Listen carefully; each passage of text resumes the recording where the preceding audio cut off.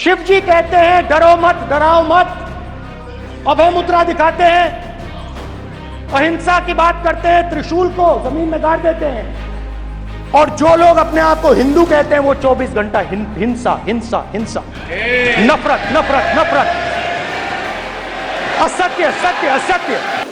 जैसा कि आपने देखा, लोकसभा में विपक्ष के नेता राहुल गांधी ने कहा, जो लोग अपने आप को हिंदू कहते हैं वो दिन रात हिंसा हिंसा, नफरत नफरत, असत्य असत्य कहते हैं। इतना कहते ही सदन में बवाल हो गया। देश के प्रधानमंत्री नरेंद्र मोदी, गृह मंत्री अमित शाह से लेकर बीजेपी के कई नेताओं ने राहुल गांधी पर जमकर निशाना साधा। जो कहा वो भी सुन लीजिए। पूरे हिंदू समाज को हिंसक कहना ये गंभीर विषय है। इस देश में शायद इनको मालूम नहीं है, करोड़ों लोग अपने आप को गर्व से हिंदू कहते हैं, गर्व से हिंदू कहते हैं। क्या वो सभी लोग हिंसा की बात करते हैं, हिंसा करते हैं? बहस इतने पे थमने वाली नहीं थी। लोकसभा की कार्यवाही चल रही थी। उसी समय राहुल गांधी ने भगवान शिव की तस्वीर दिखाई, जिसके बाद लोकसभा स्पीकर ओम बिरला ने उन्हें रोका। ओम बिरला ने राहुल गांधी को संसदीय कार्यवाही की रूल बुक का हवाला देते हुए कहा, नियमों के मुताबिक संसद में किसी प्ले कार्ड या तस्वीर को नहीं दिखाया जा सकता। सर शिव जी की फोटो नहीं दिखा सकते सर? एक मिनट माननीय सदस्य, सर शिव जी की फोटो मना है सर? एक मिनट सर मना है तो रख देता हूं सर। नो, एक मिनट। आपने सवाल उठाया, आपके माननीय सदस्यगण 353 का नियम बता रहे थे, 352 का नियम बता रहे। No no no no no, please please. Lok Sabha में उनके भाषण के दौरान लोकसभा के नियम 349, 352, 151 और 102 समेत कई नियमों का कई बार जिक्र किया गया। ऐसे में चलिए समझते हैं कि संसद में स्पीच देने के क्या नियम कायदे हैं।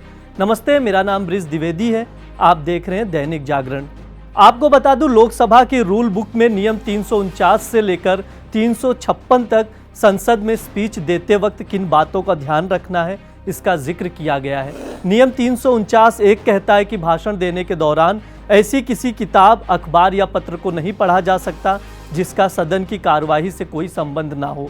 वहीं नियम 349(2) में लिखा गया है कि किसी सदस्य के भाषण के दौरान शोर शराबा या किसी भी तरीके से बाधा नहीं डाला जा सकता।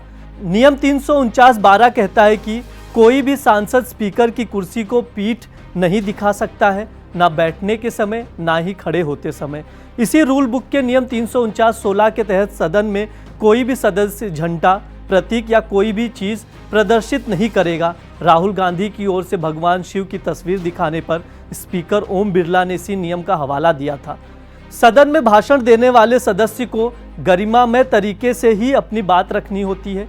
इसके लिए संसदीय नियम कायदों में व्यवस्था की गई है।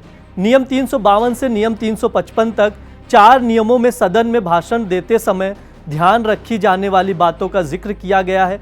सबसे पहले क्या कहता है नियम 352, वो समझ लीजिए। नियम 352(1) में हर सदस्य को भाषण के दौरान अदालत में लंबित मामलों के तथ्यों का जिक्र करने से रोका गया है, जबकि नियम 352(2) में एक सांसद के दूसरे सांसद पर निजी हमला करने पर रोक लगाया गया है। नियम 352(3) कहता है कि संसद या राज्य विधायिका की कार्यवाही पर आपत्तिजनक टिप्पणी सदन में भाषण देते समय नहीं की जा सकती है। नियम 352(5) में किसी भी पद पर बैठे व्यक्ति पर आपत्तिजनक टिप्पणी करने पर रोक लगाई गई है। नियम 352(6) में बहस या चर्चा के दौरान राष्ट्रपति के नाम का इस्तेमाल करने पर रोक लगाई गई है।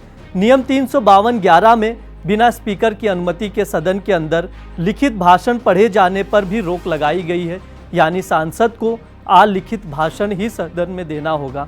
वहीं रूल बुक का नियम 353 कहता है कि कोई भी सदस्य किसी व्यक्ति के खिलाफ तब तक कोई आपत्तिजनक टिप्पणी या आरोप नहीं लगाएगा जब तक कि स्पीकर की मंजूरी ना हो।